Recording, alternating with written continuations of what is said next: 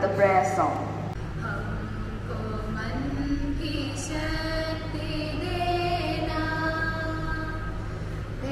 And Director of Bharatiya Vidya Bhavan, Pathanamthitta, Sri Sharif Mohammed.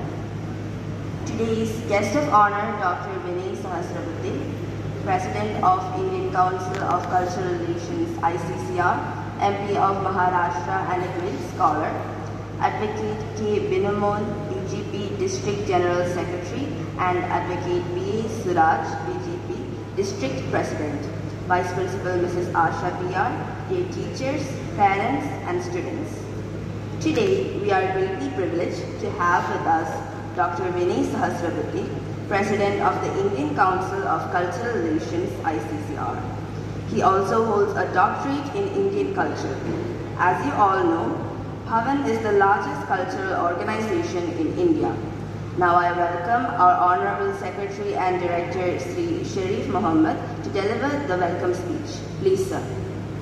President of the Indian Council of Cultural Relations, Government of India, Mr. Suraj, our teachers.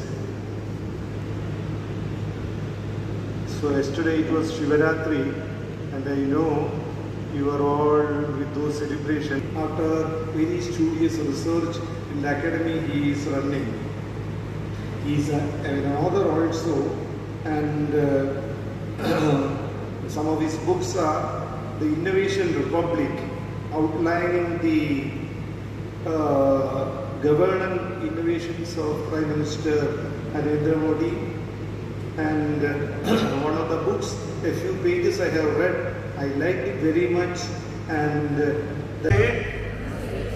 I am really happy to be over here.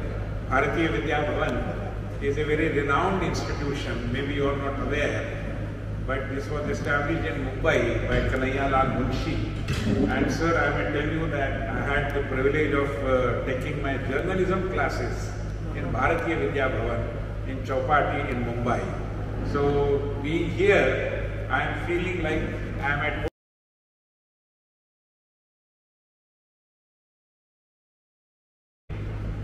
Stage to this particular thing because I want to have a dialogue. See, giving a lecture, students are saying that attending a lecture is very difficult, while delivering a lecture is very easy. You know what happened? It's an anecdote. The lecture is very difficult, which is why I am not going to give you any long lecture. I am just trying to explain you the idea of Vikasit Bharat, which is developed India, which has been mooted by our Honorable Prime Minister. The Prime Minister in one of his speeches has also mentioned a bit of Hindi. कुछ नहीं समझना हिंदी, थोड़ा थोड़ा समझता है. तो Einstein ने कहा कि मैं बहुत तंग आ गया हूँ, बोर हो गया. So the driver said, sir, if you allow me to say something, I am equally bored by listening to your lectures because I had no choice, but I had to sit in the audience and listen to your lectures. But I have used the time by trying to understand whatever you speak, every sentence. Scientist, and what was the invention to be given to you later on. But don't be so hungry about it. Let us have the hunger for development, is it not? So we want to become a developed India, am I correct? So the Prime Minister has appealed that first of all come out of the mindset of being a developing country. We are a poor country, we are a country of the impoverished people, there is misery everywhere. All these things are now a thing of the past, and unless and until we decide to make it happen, it will not. So we have to train our minds, our thinking in such a way that we can say that we cannot become a developed country without preparing our mindset. And therefore the second thing was that, see, we had a long history of colonialism. We were a slave country for almost 900,000 years. Are you aware? Britishers were here before 1947 for about 150 years. But before that also, there were invaders coming from different countries who had made our country a colony of their kingdom. And therefore, we have to come out of the mindset of a colonial era. Nobody can say that India is our... Because unless and until we take pride in our roots, we cannot have that confidence to move forward.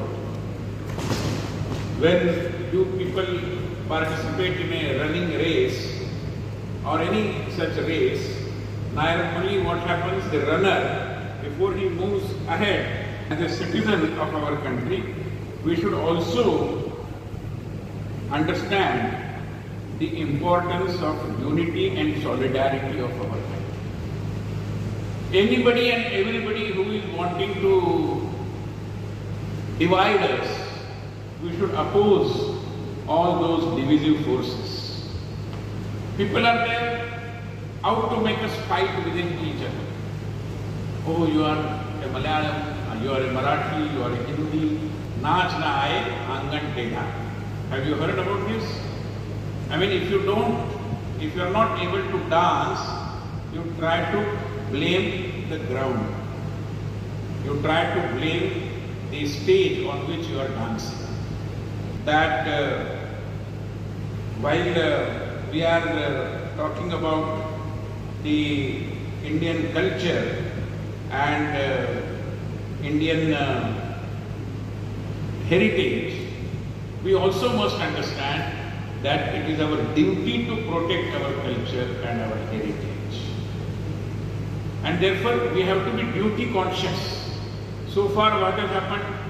We have been told that this is your right, this is your right, this is your right. For example, we are all sitting on the dais or as, what do you think that for India to become a developed country, the government should be doing and we all should be doing? Because government alone cannot make a developed country. All of us will have to strive for that. Correct? So now, tell me, what are your expectations from the government and what are your resolutions for yourself, your resolve that I am going to do this. For example, I am not going to spread litter everywhere because Swachh Bharat is also a part of developed India. I am going to take care of our monuments, historic monuments, because I respect our past, our heritage, our traditions. All these things are important. So likewise, any one of you can come forward, or maybe from your seat only you can just introduce yourself. Professor Soumya Lada, Department of Mechanical Engineering, Mustia College of Engineering, Pathanamthitta. He's a very brilliant teacher and he has a wonderful question. From the 10th standard, they want to pursue their degree outside India. Why not make India such a place that all the students study here after 10th or plus 2? All are running like US, UK or higher studies. So I just want something should be done so that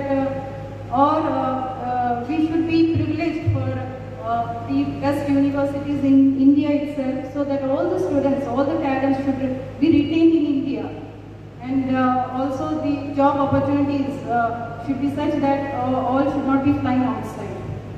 He is a very good driver. She will even drive a JC. Very good. Yeah, ma'am, tell me.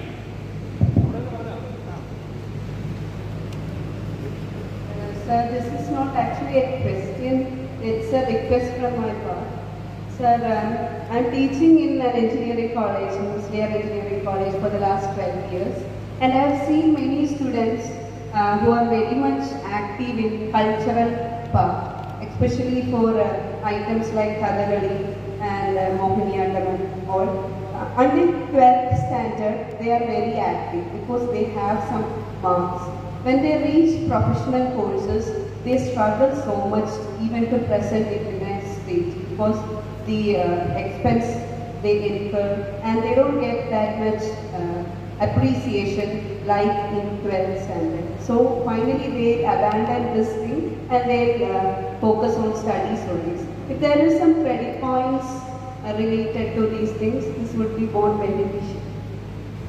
Very relevant suggestion, but let me tell you, the new education policy that the government has now started implementing provides that if I am a mechanical engineering student and I have to study, let's say, 8 subjects, there could be a couple of subjects which are optional, and in the options when I exercise, I can take anything, including Bharatanatyam or maybe classical music or maybe literature related subjects or theatre or cinema, anything.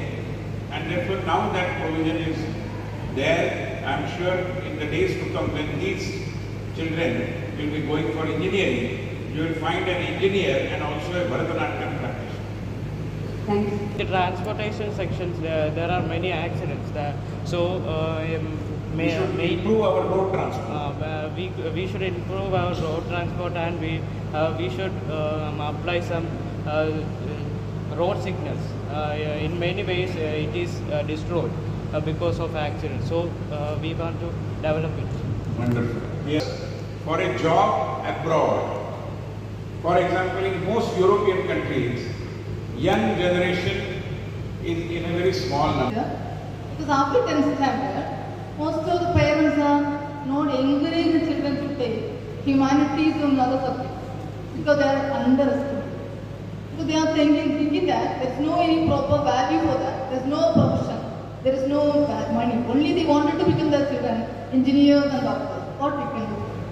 No. Therefore, today, I am sure you are aware, in IIT, Indian Institute of Technology, and similar such institutions, they have created separate faculties for history, arts, literature, and things like that. And therefore, tomorrow you will find IIT graduates with humanity subjects. So this is now possible. Now it has started from IIT. Slowly it will trickle down to our engineering colleges as well. Because a human being cannot be an ideal human being without having knowledge of both some technical subjects, even mathematics, science and similar subjects, but humanities, our literature, our history, our languages, they provide you a much more deeper insight into the human life. And therefore the government is conscious of this. Already these experiments have started, and under the new education policy, this is a very welcome kind of a proposition. He is a teacher in political science. Wonderful. Sir has a doctorate in political science from university. He is a PhD holder, so he will be able to answer your question very beautifully with the mind of sir. Sir, my name is Krishna Priya. Sir, my question is, in our country, Honorable Prime Minister said that 2014, our India become a developed country.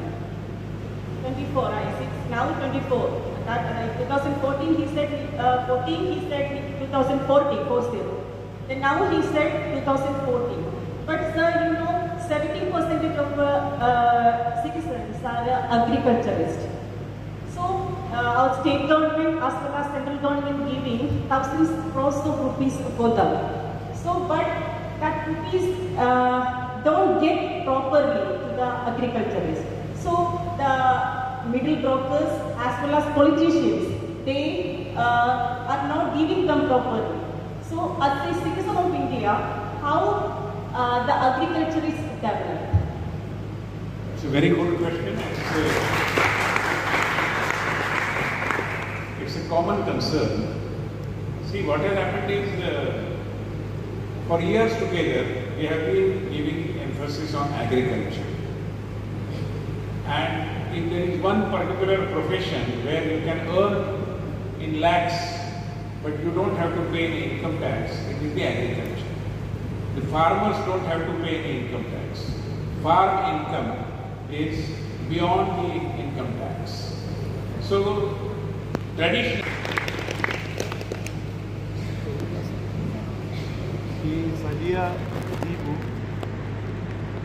of 7th standard in our school. Is a very one of our brilliant students. She has come. He is also a teacher in modern school. So what is your question? And he is a selfie scholar, Adiva scholar, and bringing a lot of brilliant knowledge. So my question is that in abroad universities, you have to do a master's for 1 year and there are immediate job opportunities. And in India, we have to do a master's for 2 years, but the youth are struggling to find job opportunities. I'm saying this because my sister is also one of them. And in India, we have to do an extra year of master's, but it's not given the same value as the abroad universities. What do we do to change that? Gradually, we are improving towards that. For example, earlier our degree programs were only that of 3 years. Now the new education policy has made it mandatory to have 4-year degree programs. And once we have 4-year degree program, I am sure the post-graduation programs will also be coming down from 2-year duration to 1-year duration. So we are trying to match ourselves with the global education scenario. But let me also tell you that Indian universities, especially IIT, and several such institutions are trying to become the centers of higher learning and be in the first 100 list of institutions. But it will take time. Our problems are different. Our situation is different. Our economy and other things are different. There, everybody has to pay fee. For example, here, I don't know what is the situation in Kerala, but in Maharashtra, all girl students. So in a situation like this, it is very difficult to match the standard of the global universities, which is why it may take a little time, but I am sure within the next decade or so, we will be able to match the global standard. And another point is that, unfortunately, again it's a hangover of colonial rule, that we have some kind of an infatuation, some attraction towards everything that is foreign. But our own strength we generally undermine. You know Panini? Who was Panini? Have you heard the name of Panini? Students, have you heard the name of Panini? Who was he? Who was Panini? Who was Panini? Just make a guess, doesn't matter if you commit a mistake. Make a guess. Who was Panini? And Persian also. So when I had been to Iran, Iranian people... Simultaneously, the economic position of the public can also be get up to the mark, so that the enjoyment what the people have in the past, it not 2 decades past, they enjoyed with this kind of farming, and people can expect the same style of life, and the dream they can expect if this kind of adjustment in industries come out in the coming future. So this is a big problem we can say about the economy of the Kerala. So any solution from the government side or state also taking some measures, but it's not up to the mark. So what is your opinion and what suggestion you can give about this problem? It's a very difficult question to respond to because I am not a student of economics, much less agriculture economics. But I will take up this issue with the higher-ups and to promote the cultivators of rubber. That was your question, isn't it? And how do we do and how do we ensure that they get adequate income out of the rubber cultivation and rubber industry as well? This is a suggestion for action. I duly note it. Thank you. Sir, one more point. Especially in this global scenario, the industrialization and the globalization is going on. The common language or the best window is English, the language. So, as regards our Kerala education system, communication is not having that much importance in first standard to up to 8, I can say. So due to that, but they are learning a lot of English grammar and other things, literature, etc. But the communication is very poor.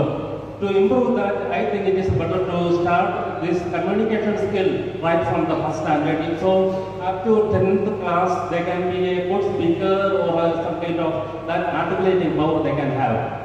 So such an education system is introduced, that will be far better because the globalization is ongoing. Very well suggestion. It's a very apt suggestion. And let me share with you what Yogi Aurobindo had said once.